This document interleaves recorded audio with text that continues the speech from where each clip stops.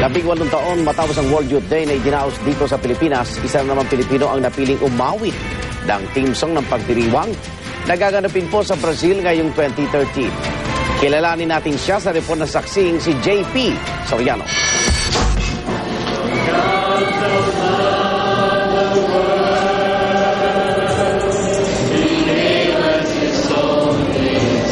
Pope John Paul II has concluded the Mass for World Nasa elementary Youth pa Day ako noon, pero hindi ko pa rin malimot ang paglubog ko sa World Youth Day nang idaos ito sa Pilipinas noong January 1995. Kasama ako sa milyon-milyong kabataang dumalo at nakasaksi sa pangunguna ni Nooy Pope John Paul II sa makasaysayang pagdiriwang.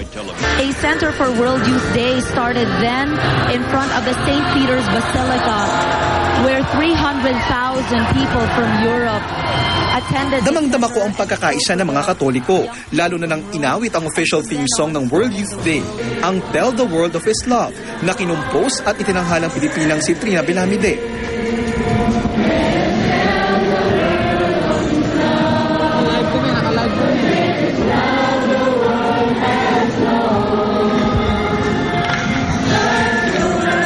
Makalipas ang 18 taon, isa na namang Pilipino ang aawit ng theme song ng World Youth Day.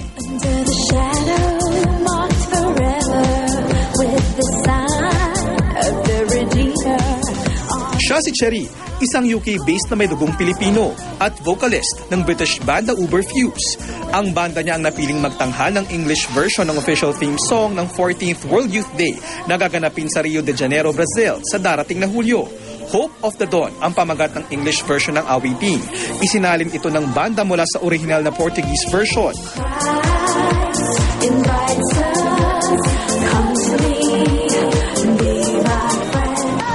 Kwento ni Sherry na ang mga magulang ay parehong Pilipino na nakabase sa UK, malaking karangalan at hamon sa banda ang pagkatanghal ng theme song ng World Youth Day.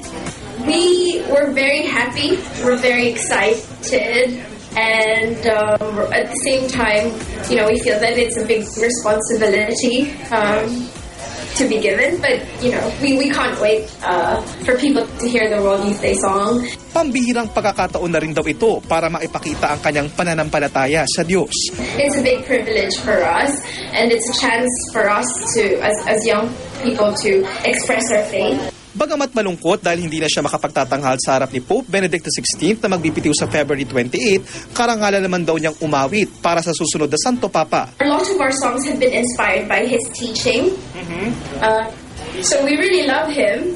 We still do, and we're very, very sad to hear that he's resigned, but you know, we respect his decision, and for us, he's been a role model. Sana po magustuhan ninyo yung World Youth Day anthem. From the east to the west, our house is open, has no door. Ako si JP Soriano, ang inyong saksi.